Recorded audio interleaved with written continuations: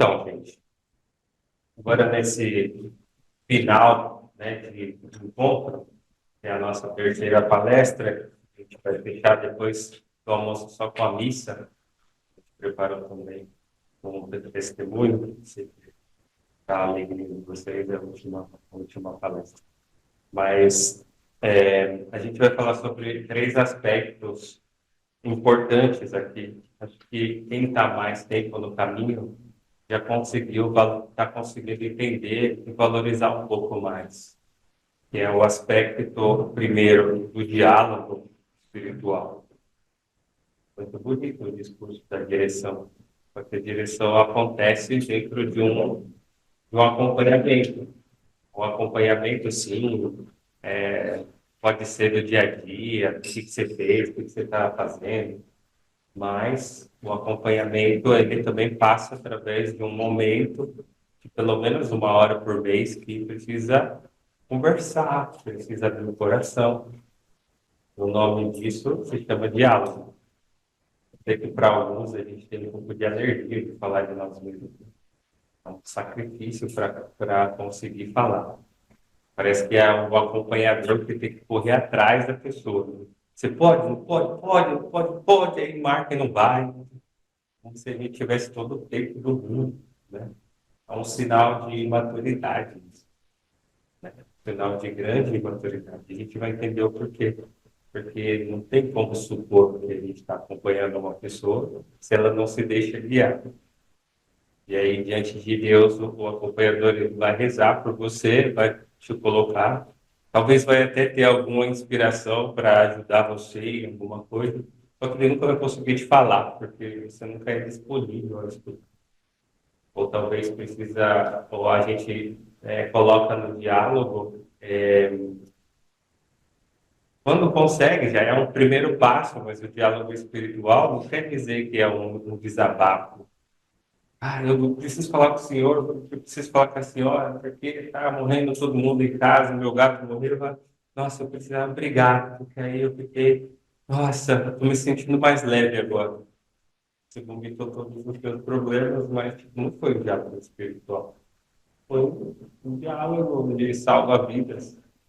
O diálogo espiritual, você fala sobre aquilo que você está sentindo, que Deus está te pedindo, né? As coisas que vêm também no teu coração, porque você é o protagonista do teu caminho. Mas aí a gente tem que sair, né? O passo zero é aquele de não querer nem partilhar. Aí o zero um é o partilhar, mas para desafogar o coração, né? Depois vai ficando mais profundo e a gente vai entendendo que cada diálogo é um ponto de não retorno. Então, poxa, eu dei mais um passo, dei mais um passo, né? Imagina uma pessoa que tem um ano pela frente e no final desse ano ela tem que entrar numa escola de missão, por exemplo. Ela tem só 12 diálogos. Se ela faltar um, vai ser 11. Se ela faltar dois, vai ser 10. E, tipo, no final, a pessoa não deu passos para você, para conseguir entrar, né? Não deu passos para conseguir estar num nível bom para dar um passo desse, né? Como você pedir para ela escalar uma montanha, ela não foi fazendo um degrau por vez. Ela vai ter que enfrentar uma montanha. Então, para você não queimar a pessoa, você fala, olha, é melhor esperar mais um pouco. Mas aí fala, nossa, coitada de mim, eles não querem. Não, é porque não teve muito acompanhamento antes. Então, acho que seria bom, né? Eu digo isso assim, ainda antes de começar aqui, porque eu percebo das pessoas que eu acompanho, né, às vezes que a gente não alcançou ainda uma profundidade no diálogo, né? Às vezes não tem nem tempo para fazer o diálogo, então a gente não pode supor que a gente está sendo acompanhado. Está sendo acompanhado, sim, pelo padre, não tem nunca tempo de compartilhar. Ou então marca e não vem. Então, eu acho que isso é uma primeira coisa, né? Bom de nós falarmos assim é porque é nós e nós, tipo, eu, a Piara, a Renata e vocês, tipo, eu não sei se vocês têm algum outro acompanhador fora, mas a gente está acompanhando vocês, então a gente está falando daquilo que a gente vê, né? Então, beleza, então vamos tentar falar nesses minutos que a gente tem sobre esses três aspectos: o diálogo espiritual, as figuras de acompanhamento podem existir na nossa vida, e aí a gente vai identificando. Depois eu queria né? Mostrar para vocês como que o Carlo Acutis, vocês conhecem o Carlo Acutis, da história dele, né? Acho que sim, a gente fala sempre dele. Só que como ele conseguiu viver, ele viveu 15 anos, gente, e ele conseguiu ser santo. Aí você vai ver na vida dele o que é que ele fez, ele viveu as 5 pedrinhas, ele viveu aquilo que a gente está buscando viver com um pouco mais de radicalidade. Não é porque ele sabia que ele ia morrer, ele soube que ia morrer, tipo, depois de um mês ele morreu. Entendeu? Tipo, não é que ele, eu já sei que eu tenho uma doença incurável, então a minha vida vai ser santa. Não, não é assim. Com ele aconteceu tudo, tipo, no meio de um mês. Então ele era um jovem como nós, as escolhas dele eram escolhas boas desde o início. Aí a gente pergunta, poxa, ele é um santo recente, não é que ele viveu numa época que não é a nossa. É considerado um santo da internet, ele tem. Olha, o conselho que eu dou para vocês, tragam, coloquem perto de você aquilo que vocês vão usar realmente, para não ficar caindo as coisas. Toda hora cai alguma coisa. Mas por quê? Porque são coisas inúteis. Você não vai usar 35 mil canetas ao mesmo tempo. Você vai usar uma, né? Eu falo isso para os irmãos aqui da escola de missão. Quando eles chegam aqui, é um cai, cai, cai Bíblia, cai caderno, e cai, cai, cai. É um sinal que você está fragmentado, você não sabe o que você está fazendo, você está prestando atenção no gato, no cachorro, na caneta. Seria bom para você, né? Fazer Tem muita poluição. Você presta atenção, você anota com uma caneta só, tem um caderno. As coisas que você não vai usar, você nem traz. É bom. É um conselho. Já isso é um guiar, né? Mas fique tranquilo, porque os nossos demoram quase 6 meses a um ano para aprender isso. Depois eles ficam bons, assim, tipo, aí a gente já começa a olhar, poxa, cara, isso, pô. Aí você também, né, no começo, né? Mas é normal, mas para a missão a gente forma essas pequenas coisas também. Então a gente sabe que a gente chega tudo fragmentado. Então vamos lá, diálogo espiritual. Existem 3 coisas dentro desse diálogo. O primeiro é o diálogo em si, de acompanhamento. Depois tem os tipos de acompanhamento, né? Tudo o mesmo tipo. E depois tem os frutos desse diálogo. Os frutos acontecem depois que você faz o diálogo. Não fez, então não tem fruto. Não teve, faltou. Então, o que é um diálogo espiritual? Vamos colocar as coisas positivas. O diálogo espiritual é um momento de graça, né?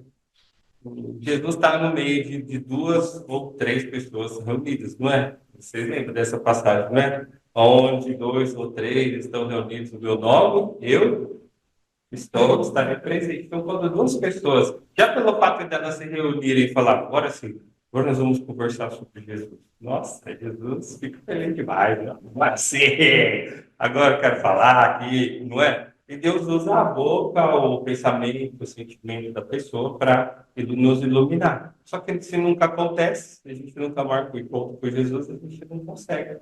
É isso, né? Então, um momento de graça. É um momento que Jesus está ali e vai falar. Alguma coisa vai sair daquele diálogo. Não é possível que você dialogue, fale e escute e não sinta nada dentro do seu coração. Se você é um pedaço de pau, um pedaço de pedra, cubo de gelo ambulante, não é mesmo? Mas nós não somos assim. Né? Depois é algo humano, porque são 2 pessoas que estão falando, porém é também divino, porque tem a presença de Deus, né? Esse diálogo ele é precedido por uma oração, às vezes até ali durante o diálogo, vamos rezar uma Ave Maria para começar. Mas às vezes nem acontece isso, porém aconteceu antes. Então, poxa, falar para essa pessoa, Senhor, eu te entrego esse meu acompanhamento, hoje eu vou encontrar esse. Me ajuda a guiar essa pessoa, pelo menos da parte do acompanhamento. E como seria bonito que tivesse todo uma oração também da pessoa. Poxa, eu vou me encontrar com o meu diretor, vou conversar com ele. O que eu vou falar? Aí eu escrevo alguma coisa para não ficar lá gaguejando na hora, né? É uma coisa do mês inteiro. Você entende que você leva os frutos do teu mês, do que você rezou, aquela dificuldade que você está passando no mês. Você leva isso para a direção. Poxa, padre, será o que eu tenho que fazer aqui? Pode me dar uma ajuda aqui, estou com essa dificuldade aqui. Mas são coisas que você leva para a direção. Não, você chega lá, o que você quer falar? Ah, não sei, faz você as perguntas. pouco, a gente vai fazer. Porém, é um sinal que você está meio que vazio dentro, não está priorizando aquilo que você realmente teve no diálogo passado. Será que você não te deu nenhum conselho?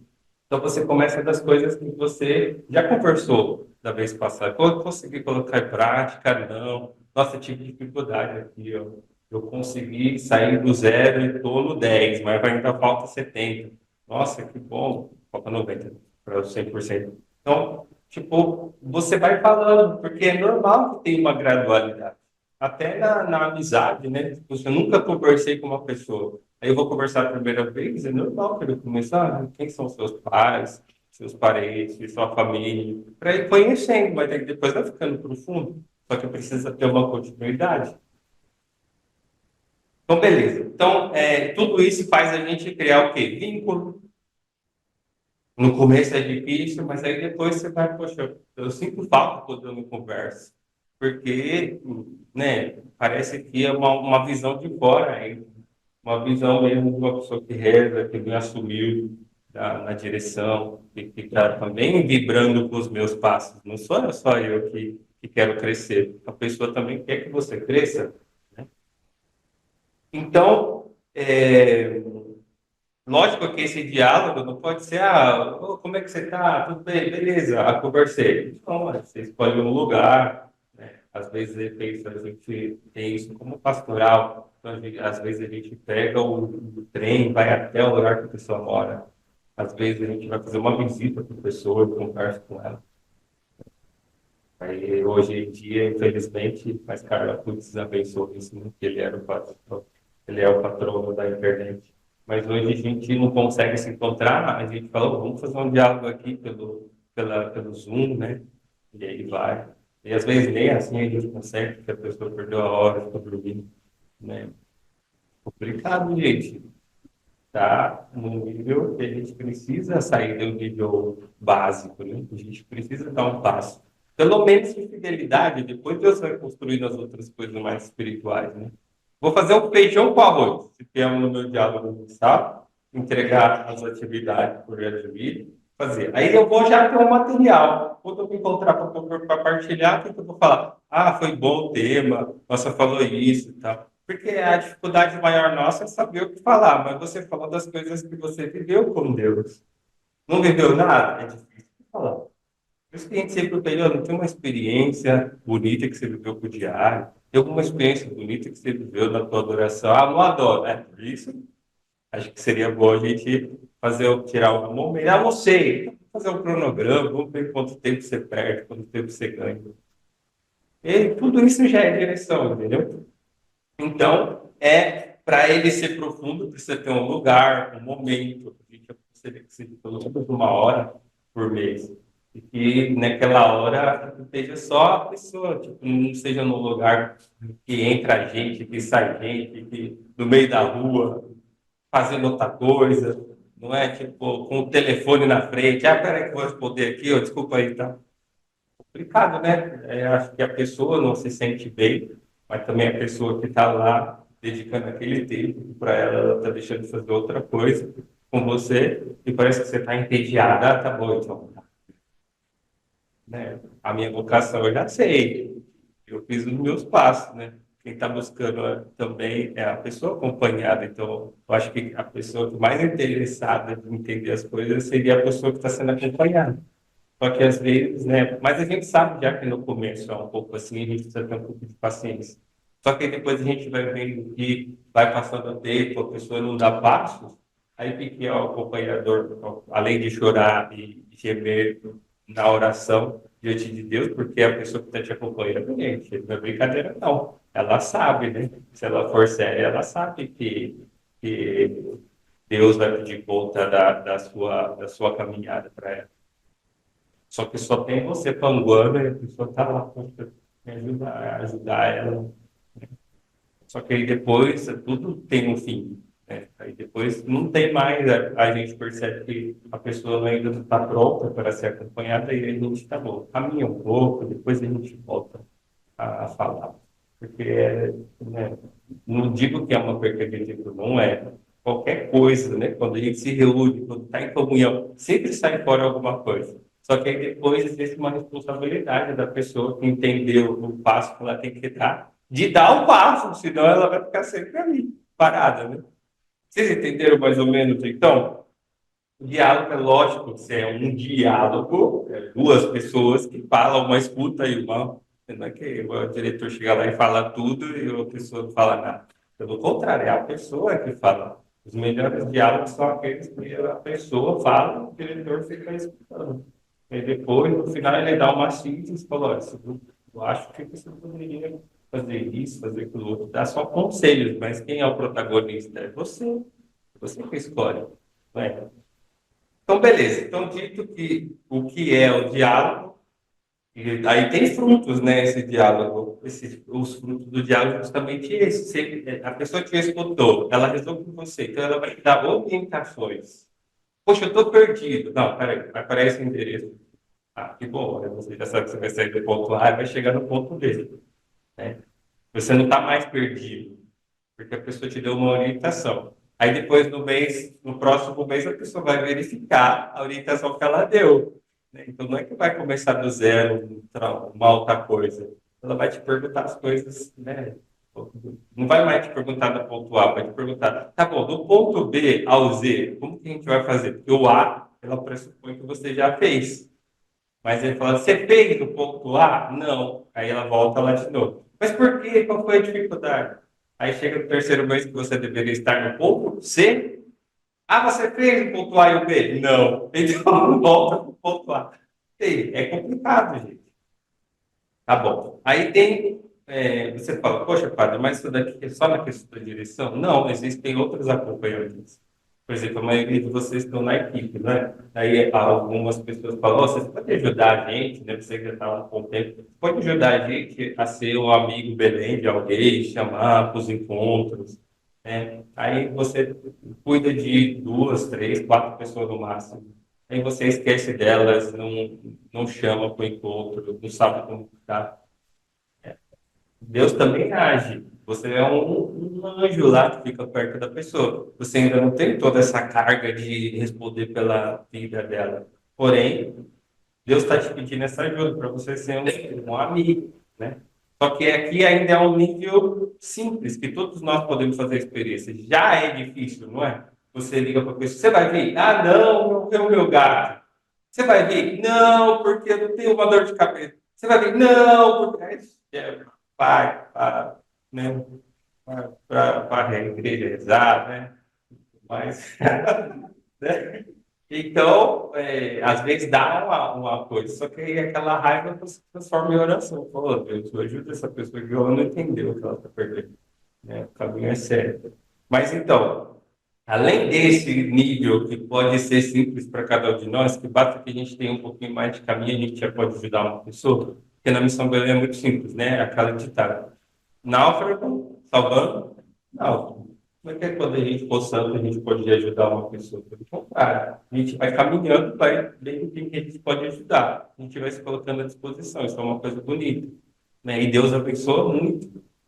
Quando você começa a ajudar outras pessoas, aí você sente que Deus está te ajudando também. Até um conselho que você dá para uma pessoa desinteressada, às vezes, não sei se já aconteceu com você, várias vezes aconteceu comigo. Eu estava precisando, eu estava mal, estava precisando de uma resposta. Falei, nossa, mano, eu não estou bem. Porém, eu vou lá conversar com essa pessoa, porque ela precisa de ajuda. Aí ia conversar com a pessoa, as coisas que eu falava para ela, servia para mim. Falava, meu Deus. Falava, se eu não tivesse, se eu tivesse me fechado em mim mesmo, eu não tivesse falado com essa pessoa. Aí Deus não ia me responder, porque foi no diálogo daquela pessoa que Deus me iluminou. Sobre coisas que eu estava falando para ela, mas que servia para mim. Encontrei uma chave de resposta para o meu problema tentando ajudar aquela pessoa. Você vê o tanto que Deus abençoa a caridade, né? O amor. Tentar ajudar os outros, mesmo se você ainda não se sente o santão da situação. Eu acho que os santões nunca ajudaram ninguém, porque eles chegam no púlpito, assim, né? Chegar, você, vem aqui, eu sou teu professor. Ele se sente muito bom. Mas, na verdade, né, a pessoa que se coloca ali, ó, vamos lá, eu também tive essas dificuldades. Digo isso mais para vocês que estão dentro desse meio das equipes, né, do grupo. que é uma experiência muito comum para vocês. Porém, o que a gente está falando aqui não é só isso. Existem graus nesse diálogo espiritual, né? Também, assim como existem graus no caminho de vocês. Tem quem acabou de chegar e ainda está panguando, rindo de tudo. Ainda não entendeu o que é profundo o caminho.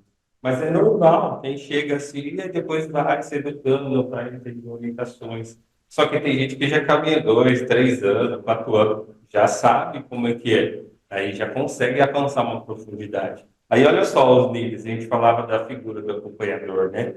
Primeiro, a primeira figura poderia ser o amigo espiritual. A gente já falou que não é tanto como esse amigo Belém, porque o amigo Belém qualquer um pode ser, basta ter boa vontade.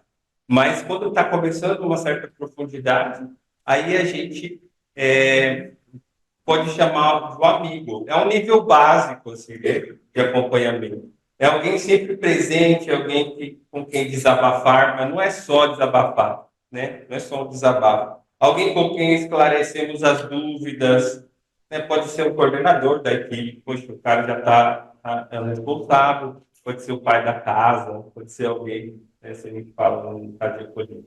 Eu acho que também aqui a gente tem essas figuras. Não é uma figura de direção espiritual, mas é alguém, ó, se eu precisar de ajuda, eu vou lá vou conversar, né? Tem quase o mesmo tempo de caminhada, um pouco mais, mas não passa de um querido colega que entendeu a lição mais do que o acompanhado, ou que já frequentou a matéria, já deu prova do ano anterior e agora pode ajudar. O amigo espiritual não pretende ser professor. Ele não pretende nada. Ele está ali, te ajuda, te dá um conselho. Você acolheu o melhor para você, você não acolheu, ele vai continuar gostando de você, você gostando dele. Porém, é uma pessoa com quem eu posso ter como uma referência no meu caminho. Alguém que me leva para Deus também, né? Não é aquelas fofoquinhas ridículas, né? Não é esse tipo de amigo que a gente está falando. Está falando de alguém que Deus escolhe para colocar do nosso lado para nos levar para Deus. Não é? Aí depois, então, tem esse nível do amigo espiritual, que é o nível básico, desinteressado, alguém que você pode tirar suas dúvidas, porém, existe um grau um pouco mais profundo, que seria o quê? O formador espiritual. Aqui a gente chama também de acompanhador, para não confundir. A gente pode colocar aqui o que a gente está vendo no projeto de vida. Você tem lá a sua equipe, aí você tem o seu coordenador. O teu coordenador não é o diretor espiritual, pode ser esse amigo que você vai tirar as dúvidas, vai te orientar, vai te fazer. Só que daí a gente tem o caminho do projeto de vida aqui. O caminho do projeto de vida não tem os formadores espirituais? Quem são? Que bom, né? Graças a Deus que vocês sabem, né? Ah, sim. Eu acho que eu tô doido aqui, né? Porque eu penso que vai passar sozinho, segundo a minha voz. Vou desenvolver esse sistema igual o Karma Consigo fazer, tá bom? Aí quando vocês copiarem aqui, vocês me falam que eu faço. É porque eu estou tentando acompanhar aqui, que eu tenho pouco tempo, daí a gente está tentando organizar aqui. Mas esse material, também a folha, vai chegar para vocês, tá bom? O importante é que vocês não durmam, tá bom, Letícia? E o que a gente está conversando aqui, o mais importante é a gente entender o que a gente está falando. Aí depois o material vai chegar para você, e você vai poder fazer os exercícios também, né? Aí você vai ler tudo o que a gente está lendo aqui, ok? Mas aí, para vocês marcarem também, vocês podem, eu vou passando aqui. Tá bom? Vamos ver onde que eu estou aqui. Profundo, medida lá, feito de perguntas, né? Oferece orientações e tudo aquilo que a gente falou agora. Tá bom? Se vocês querem copiar, depois eu vou deixar o negócio com vocês. Olha lá. Aí, ó, vamos lá então, para as figuras de acompanhador. A gente falou do primeiro, que é o amigo espiritual verdadeiro. Depois tem o formador espiritual. O formador espiritual, olha só as características, como que é diferente já um pouco. Esse nível exige que a pessoa assuma um papel de formador. Você é tipo um treinador de time. Tipo, sabe que a pessoa tem potencial, a pessoa pode render aquilo. Então ela está preguiçosa, ela não entendeu ainda. Então ele vai ficar atrás da pessoa. Lógico que aqui requer também uma permissão da pessoa. A pessoa precisa reconhecer também que ela tem um formador espiritual, senão o coitado vai correr sozinho e a pessoa vai pensar que ela está sendo controlada, né? Isso que é um sinal de orgulho camuflado também. Você não se deixar guiar por ninguém nunca, você sempre se guia pela sua própria cabeça. Bom, se você conseguir ser santo, também, mas eu acho que poucos conseguiram ser santos seguindo a própria cabeça. Como que é o nome do título da formação de hoje? Câncer. Carla Putz, que daqui a pouco a gente vai terminar falando dele, ele morreu em um mês. Sabe o que ele tinha de doença? Você sabe? Leucemia. Sabe o que é leucemia? Um câncer do sangue. Então, para você ver como ele te mata muito rápido, se você não ficar esperto. Né? Então, exige um formador que esteja formado para isso. Não é qualquer um. Poxa, eu sou um padre, elas são freiras. Vamos dar um conselho. Não é que a gente vai dar um conselho assim, tirado do nada, da cartola espiritual, né? Porque como um cego pode guiar outro cego? E a gente já está num relacionamento um pouco mais profundo, né? Com isso, entendemos dizer que deve ter a formação básica de alguns anos que lhe permite cumprir seu papel. É necessário que ele mesmo tenha experimentado o acompanhamento. Também nós, missionários, somos guiados por alguém. Tem os nossos diretores espirituais, tem os nossos superiores. Mas que a gente também faz o que a gente quer, né? Ele age no âmbito externo, se baseia no que os seus olhos veem. Leva o acompanhado a ser um ótimo cristão a partir das suas pastorais e tudo que comporta trabalhos e relacionamentos externos. Então, a gente está no grupo do projeto de vida, a gente está vendo, poxa, como que eu posso ser melhor na minha pastoral? Como que eu posso ser mais ativo no grupo? Como que eu posso ser melhor na minha família? Como que eu posso ser melhor nos meus relacionamentos? Qual que é o objetivo do projeto de vida? Fazer um projeto de vida, ser um ótimo cristão. Você está sendo? Você já é? Não. Então faça-se guiar. Peça ajuda. Não é que o coitado do formador deve ficar correndo atrás de você sempre. Você que tem que demonstrar que você também quer caminhar. Senão fica um jogo de puxar um elefante, não é? Aí chegamos no nível mais profundo. Qual que é? O diretor espiritual. Aí já é uma coisa mais nível hard, né? Um nível mais profundo, olha só. Haja no interior da pessoa. Parte do que o seu acompanhador lhe expressa quando abre o coração. Você não abre seu coração, não tem direção espiritual. Você vai confundir a formação do formador espiritual com direção. Mas o formador, ele age naquilo que ele vê. Por isso que você pode até meter o louco, fazer uma boa presença, mas dentro você pode esconder o que você sente. Só que com o diretor é um nível mais de confidência, né? A pessoa abre as dificuldades interiores que ela tem, né? Quando ela abre o coração, conhece a história, a família, as dificuldades, os problemas não resolvidos. O diretor espiritual recebe a abertura do coração íntimo do irmão acompanhado que o escolhe. Então precisa de um pequeno discernimento também para você escolher um diretor espiritual. Não é só para discernir a vocação. Não é qualquer um que Deus escolheu para cuidar de você. Talvez ele colocou aquela pessoa certa, aquele modo de falar, aquele jeito de falar, porque você precisa acordar. Então, aí você precisa, né? Ah, não sei, então eu vou conversar com um, com dois, com três, e depois eu vou diante de Jesus, eu vou lá e vou perguntar ao Deus. As três falaram a mesma coisa, só que aquela pessoa me falou de um jeito que eu consegui entender, parece que ele me compreendeu. Aí você vai, pede, né, ajuda para aquele diretor, para aquela pessoa, né? E se estabelece um relacionamento de direção, por quê? Porque você pediu, você se colocou em jogo, né?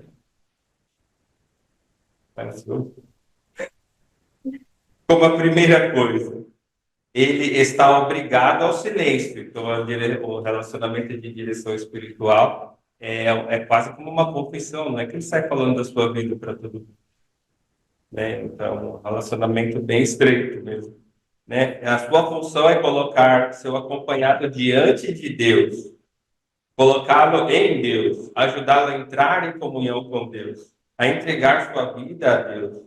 respeitando a lei da gradualidade, aquilo que a gente falou. O diretor sabe que você está partindo do ponto A, não está no Z já. Mas conhecendo você um pouco mais profundamente, ele sabe também que você pode dar mais. Então você traça um projeto de vida com ele. Vamos dar esse passo aqui para esse tempo, e depois a gente pode fazer essa experiência. Ó, faça isso daqui para você poder tirar uma resposta. Aí precisa do quê? Da parte do acompanhador, do acompanhado, precisa ter abertura, mas também aqui já tem um relacionamento de obediência. Não tem sentido fazer direção se você não quer ser obediente ao que foi, aquilo que vocês decidiram juntos, por quê? Porque não é ele que te comanda, é você que fala o que você tem dentro e ele te dá orientações que para você é fundamental para você dar passos. Entendeu? Então, existe uma lei de gradualidade em tudo isso. Deve conduzir seu acompanhado à santidade. Esse é o foco. Só vai em direção espiritual quem quer buscar a santidade. Quem não quer, quem quer ficar nos próprios defeitos, né? Aí é complicado. Aí não chama isso de direção. Né?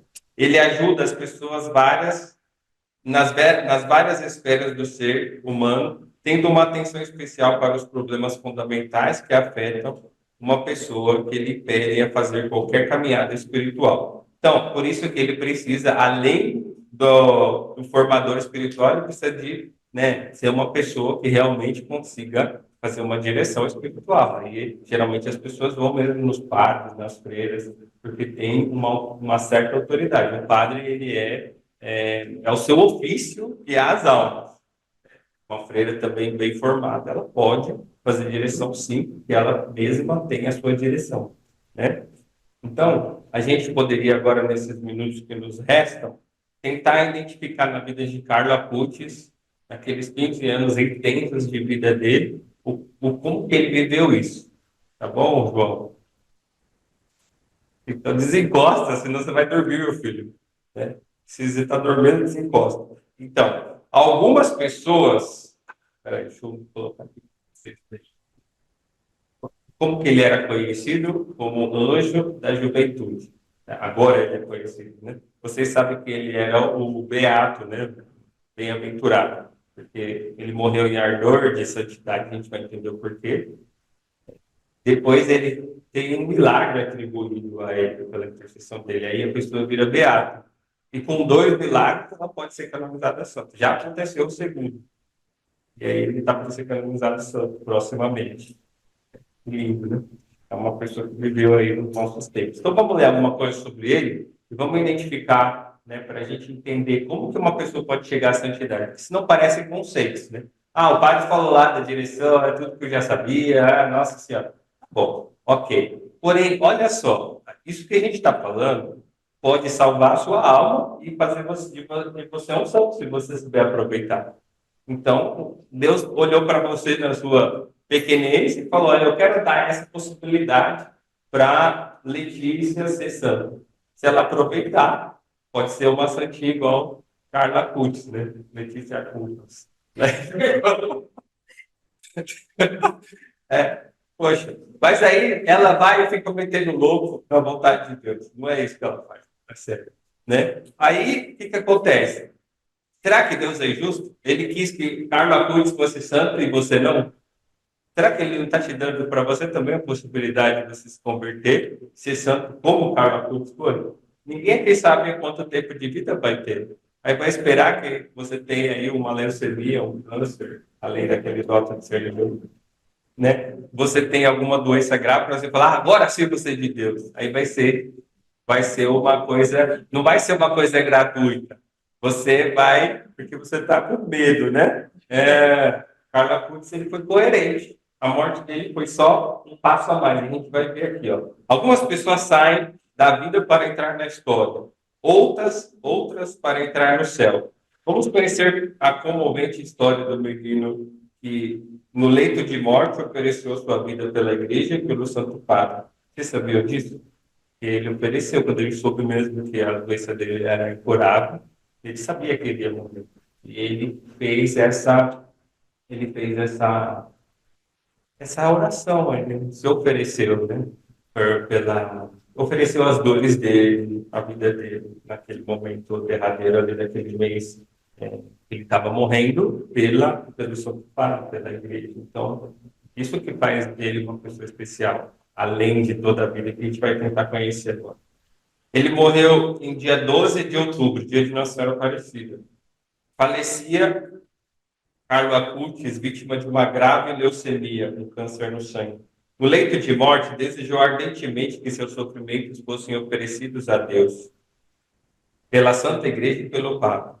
O testemunho do rapaz, de apenas 15 anos, comoveu toda a Itália, e agora está comovendo o mundo inteiro, tornando-o modelo de santidade, sobretudo para a juventude. Ele nasceu em Londres, na Inglaterra, no dia 3 de maio de 91, com uma fé católica profundamente arraigada, porque foi os pais deles que transmitiram isso para ele, graças a Deus, né? Que os pais dele chamam André, né? Esse nome dele. André e Antônia. A gente conheceu a mãe dele, ela foi lá na Itália, ela foi na paróquia que a gente, lá perto de casa. Ela falando dele, uma mulher muito simples, a gente conheceu a mãe dele. Ela fala dele assim toda, mas ela ainda estava recente, assim, o processo dele, então ela estava meio tímida de falar. Mas é uma mulher de muito de Deus. Não tardaram ali providenciar o batismo, preparando para a ocasião um pequeno bolo. Sabe como que era o bolo dele? No formato de cordeiro. Como forma de agradecimento ao Senhor pela entrada do filho na comunidade cristã. Um símbolo profético, Jesus é o cordeiro que se deu a sua vida por nós. Desde pequenininho já nesse símbolo fica essa profecia do que ele ia ser, né? A exemplo do Cordeiro de Deus, o pequeno Acutis também se faria tudo para todos, a fim de completar na própria carne, como diz o apóstolo, ao aplicar o valor salvífico da dor, o que falta aos sofrimentos de Cristo pelo seu corpo, que é a igreja. Ele cresceu, né, ele nasceu em Londres, depois ele cresceu em Milão, lá na Itália. O pequeno Carlo demonstrou virtudes cristãs desde a infância. Era uma criança alegre, de comportamento suave, que cativava a todos, principalmente as babás, com seu entusiasmo contagiante. E se algum amiguinho aprontava-lhe uma maldade, sabia colocar caridade acima do instinto. O Senhor não seria feliz se eu reagisse violentamente, ele falava. Aos 12 anos de idade, a Santa Missa já lhe era o bem mais precioso. Ele comungava diariamente, todos os dias, né? E buscava uma vida santa. Então, imagine, 12 anos ele já entendeu, poxa, Santa Missa. Quero ir todo dia na missa.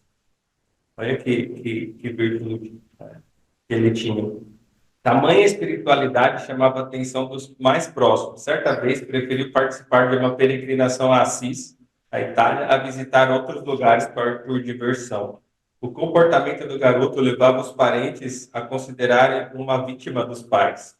É muito santinho, né? Aí imagina, a gente está falando das coisas positivas, mas imagina quanto que o povo que não entendia ele zoava com ele.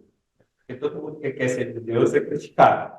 Pode ser que você está sofrendo isso também. Ah, você é doido, só vai para as coisas da igreja agora. Não é? Eu acho que na vida dele também não é que ele não passou por isso. Né? Deixa eu ver, isso. Mas não era nada disso, como confidenciou seu diretor espiritual. Poucos dias antes da sua derradeira Páscoa, Assis era o lugar onde ele mais se sentia feliz, juntamente com Nossa Senhora de Fátima. São Francisco era o grande santo de devoção, principalmente por sua pequenez e humildade. Então, olha só, coisa simples. O amor à Santa Missa. Escolhi aí na missa todo dia. Aí, daqui a pouco a gente vai ver também que ele gostava muito de adorar Jesus. Então, ele chegava antes, um pouco antes da missa, ficava lá adorando. Aí, depois, quando ele recebia Jesus, ficava um pouco mais adorando. Não é que ele ia só porque os pais dele falavam que era bom, mas porque ele entendeu a oração profunda da adoração ajudava ele a ser santo, né? Depois, vibrante, apaixonado pela vida, tinha no apostolado o fim último de sua ação. Depois a gente sabe, né, que ele foi ele entendeu bem cedo o chamado universal à santidade, daí a disponibilidade para todos, fazendo-se amigo de qualquer um, mesmo dos mais tímidos. Ele acreditava no diálogo íntimo com o Senhor e contava isso com os colegas dele, né? Por que ele rezava? Olha só o que ele rezava. O rosário, todo dia. O rosário são 4 terços. Missa todo dia. O 4 terços, rosário. Depois, gostava de ajudar as pessoas, caridade.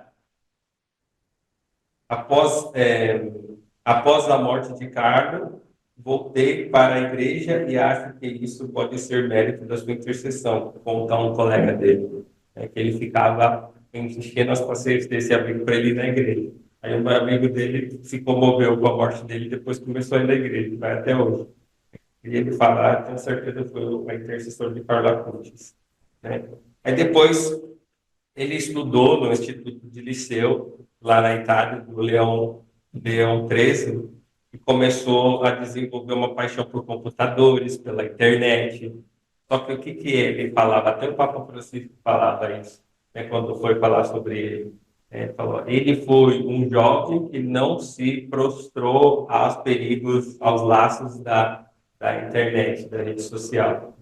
Ele descobriu o valor, ele amava computação, amava jogar videogame também. Ele era um jovem normal, só que ele não se rendeu aos laços do pecado nesse sentido. O que ele fez? Ele começou a estudar e aí começou a criar os sites para a paróquia dele. Né? Aí fez aquele vídeo bonito que tem até hoje rodando aí na internet, né?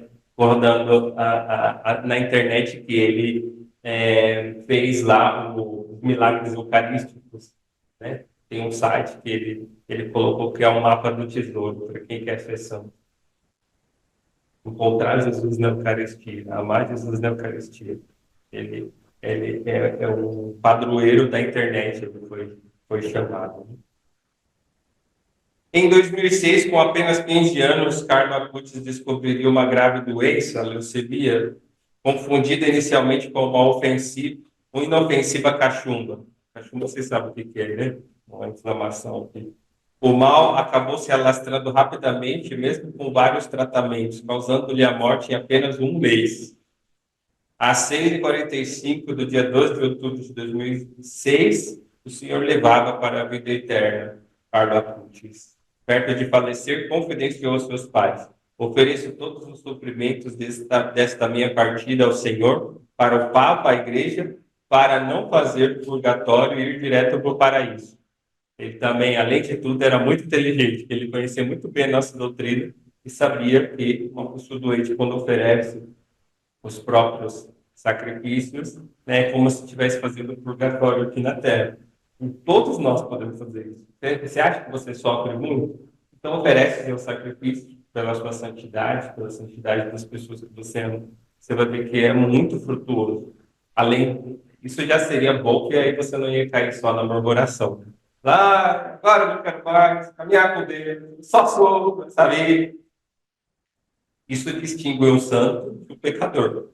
Mas o pecador somos todos nós. Acho que Carlos também, como a gente vai ver aqui, olha só como ele usava as orientações. Esses dias a gente estava perguntando quem era o diretor espiritual do Carlos Acutis. Ninguém sabe muito bem, mas ele se chamava, eu entendi qual era o nome dele, chamava Padre Lio Carai. Né? Ele também fazia direção espiritual. Ele chegou à santidade. Poxa, será que ele chegou sozinho? Será que ele foi assim tão brilhante? Ele foi tão brilhante. Foi um menino de Deus. Só que ele também se fazia acompanhar. Esse padre, que não é nem conhecido por muita gente, ele fez um santinho. Né? Ele ajudou aquele menino a rezar, pelo amor pela Eucaristia, pela confissão. O Carla Putz, ele confessava uma vez por semana. Só que olha só que interessante. Ele não ia só lá sem saber o que falar. Ele fazia um propósito em cada semana. Eu vou me confessar, porque ele falava assim: eu entendo que os pecados, mesmo que veniais, eles fazem a gente ficar pesado, igual um balão, ele não sobe, né, quando ele está amarrado pelo fio. Aí ele falava: não, então cada semana eu vou me distanciar dessas pesos, eu vou confessar todos os meus pecados, DNS porque eu quero estar com meu coração livre para Deus. E aí, entre uma confissão e outra, ele fazia um propósito, pedia uma ajuda para o diretor, e fazia um propósito, ele falava que até o mínimo defeito, ele faz a gente ficar acordado. É só quem na cabeça dele. A gente fala, eu tenho defeito, nossa, eu vou morrer, vou pro inferno. Ah, meu Deus do céu, eu estou desanimado. Mas ele fala, poxa, os defeitos fazem a gente ficar acordado, faz a gente ficar querendo mudar, ficar querendo, confessando, buscando as coisas. Seria bonito que a gente acordasse para a vida também, né? Tem gente que nem gosta de confessar, nem um mês, nem dois, nem três. Ou não tem pecado, ou não tem consciência quanto defeito tem, né? Porque se a gente fosse mais consciente, a gente poderia usar melhor. Então, ele tinha essas características. Vamos só fechar olhando um pouco na vida de Carla Cunha, aquilo que a gente está propondo desde o início desse ano. Olha aqui as coisas. A corrida da fé. Ok? Então, temos aí as figuras. Isso aqui são os pressupostos. É um chão para a gente pisar, para a gente começar a falar, querer entender vocação. Você tem isso? Ah, então tem um chão para você pisar, para você construir as paredes. Não tem? Então a primeira coisa, vamos focar aqui. Você tem um diretor, você tem isso. Olha só, o Carlos foi santo, 15 anos. Ele tinha todas essas coisas aqui da corrida da fé. Olha lá. No Instituto Leão 13, quando um padre foi à sala de aula de Carlos para apresentar e propor a participação num grupo de vida cristã, naquela época, tipo um grupo de oração lá dentro do colégio, Carlos foi o único a levantar o braço e dizer que lhe interessava aquele itinerário. Aí a gente pode ver nele a pertença a um grupo. Ele entendia que sozinho ele não ia conseguir dar o seu máximo. Então, vou participar disso daí. Vou participar porque eu quero ajudar. Beleza. Então, já tem um pilar aí da participação a um grupo. Desde muito cedo, Carlos se interessou por informática. Alguns engenheiros da computação, amigos da família, ficaram espantados com a capacidade e os conhecimentos que Carlos possuía. Aí a gente pode ver a característica dele, empenhado no estudo. Até o ano que vem, a escola de missão, se Deus quiser, a gente vai colocar o povo para estudar também. Estudar, trabalhar, fazer voluntariado. Que bom, vai ser ótimo, vai ser lindo. Aí a gente vai formar homens verdadeiros, valorosos, né? Porque o que tem de gente escondida na vida consagrada, né? Ele acha que ele não consegue fazer nada, então você para. Mas não é pato, não é pato vagabundo, não, que tem que ser homem de Deus, forte, valoroso, né? Então, olha, Carlos era empenhado no estudo. Em 2004, aceita tornar-se vice-catequista. Quantos anos ele tinha? 15. Ele morreu em 2016. Então, isso quer dizer... 2006, desculpa. Em 2004, ele aceita ser catequista. Quantos anos ele tinha? 13. 13 anos, ele já estava lá ajudando a ser vice-catequista, né, nos cursos de preparação à crisma, e depois se empenhava no desenvolvimento, na atualização dos sites da internet, da paróquia, da escola.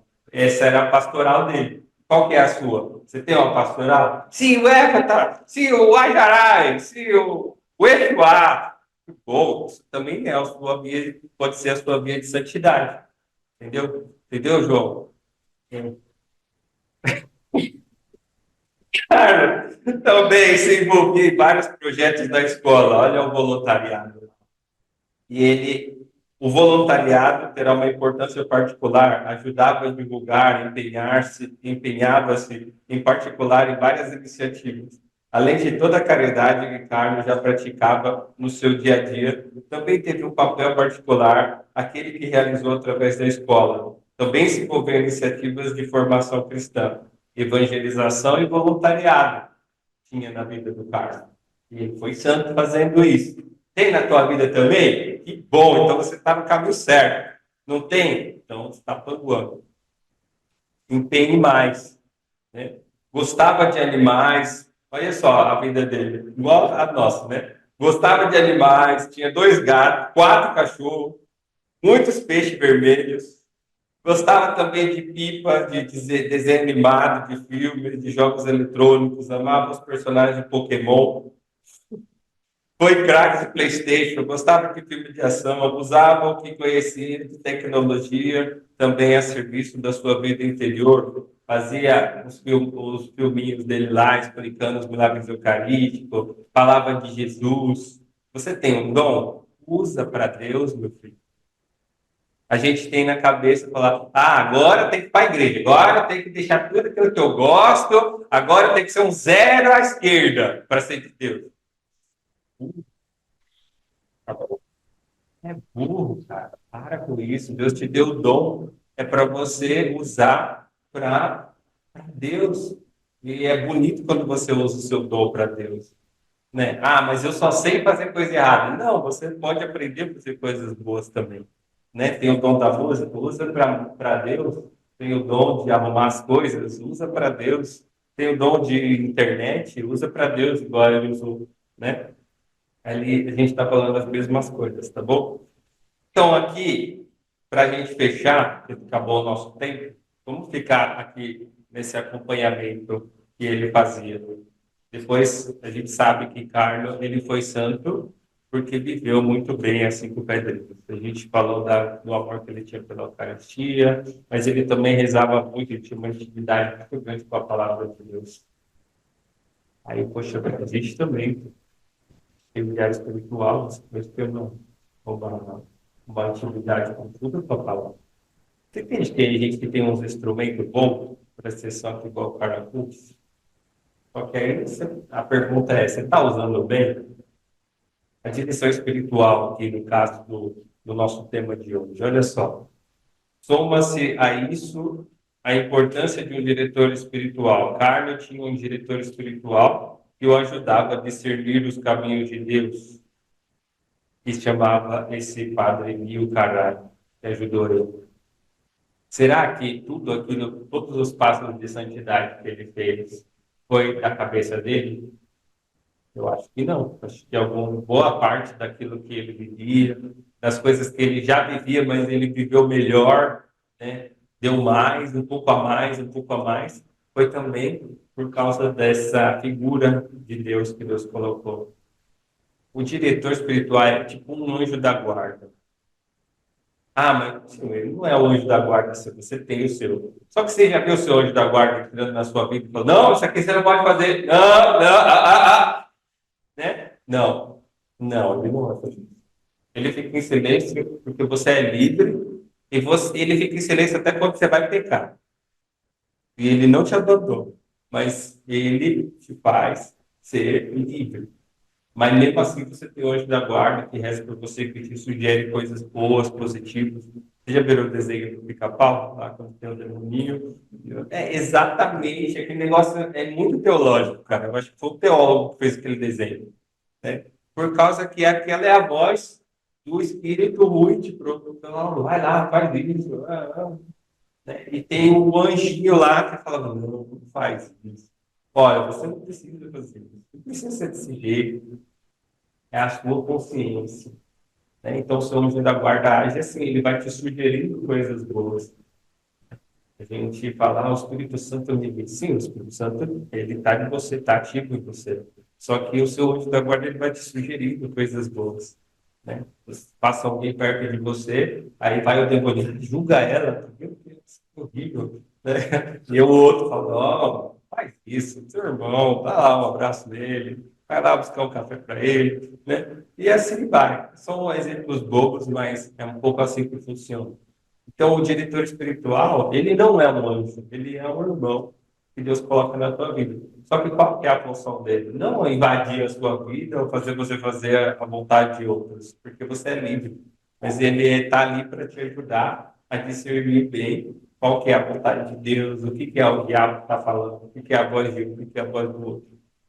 Então, que a gente possa sair daqui hoje um pouco com tudo que foi falado, né? Para que a gente possa pelo menos um não para esse câncer do autodiscernimento, né? Que é um fechamento, na verdade. Eu quero fazer sozinho, eu não quero que ninguém entre na minha vida, porque possa ser que eu vou ter que desmascarar aqueles meus pecadinhos ou pecadores de estimação, né? Então, eu não quero me abrir, porque eu sei que depois Deus vai me colocar na parede e vai querer que eu mude. Então, toma cuidado, porque se você tem esse tipo de raciocínio, pode ser que você já esteja já doente de câncer de autodiscernimento, tá bom? Então, vamos ficar de pé, vamos agradecer a Deus. Vamos deixar aqui essa imagem do nosso querido Carlos Acutis. Não vamos programa. Não estava nem falando. Tanta coisa que tinha. Então, aqui, ó. Aqui vamos ficar com esse ideal de vida, porque parece uma brincadeira, mas olha só, isso daqui é um projeto de vida que ele fez. Ele fez um projeto para a vida inteira dele, e isso ajudou ele a ser santo. E no final da sua vida, naquele mês que ele teve em cima de uma cama, ele fez um projeto de vida. Ele falou: olha, esses últimos dias da minha vida eu quero oferecer para isso. Entende como que esse menino tinha uma força interior grande? Então vamos pedir, né, se você acha que você ainda não tem essa força, né? Convido que a gente feche agora com essa oração sincera a Deus. Feche os teus olhos, não importa quem está te ouvindo aí, mas faz a tua. Coloca esse desejo que veio no teu coração hoje, que eu tenho certeza que veio, porque olhando a vida desse santo, a gente fica comovido e sabe que é possível. Coloca esse desejo no teu coração agora diante de Deus. Fala para Deus, fala, Deus, eu também quero dar os passos que o Senhor espera de mim. Eu também quero valorizar as coisas que eu tenho hoje. Talvez não valorizo ainda, mas se Carlos Witts conseguiu ser santo, então também quero aproveitar a minha comunidade, a oração, a, a direção espiritual que estão me oferecendo, caminhos na minha equipe, na minha pastoral. Tudo isso para que eu seja santo, Deus. Eu quero te agradecer, quero renovar os meus propósitos contigo. Me ajuda, por intercessão de Carla Pudes, a chegar eu também na santidade, na simplicidade, vivendo assim, pedrinhas, estando próximo de Deus e longe do pecado. Deus possa nos abençoar essa formação, possa penetrar no nosso coração e nos lembrar daquilo que é realmente ser cheio de vida, como Carla Pudes foi e conseguiu ser santo assim. Deus nos abençoe e abençoe o nosso caminho. Em nome do Pai, do Filho e do Espírito Santo. Amém.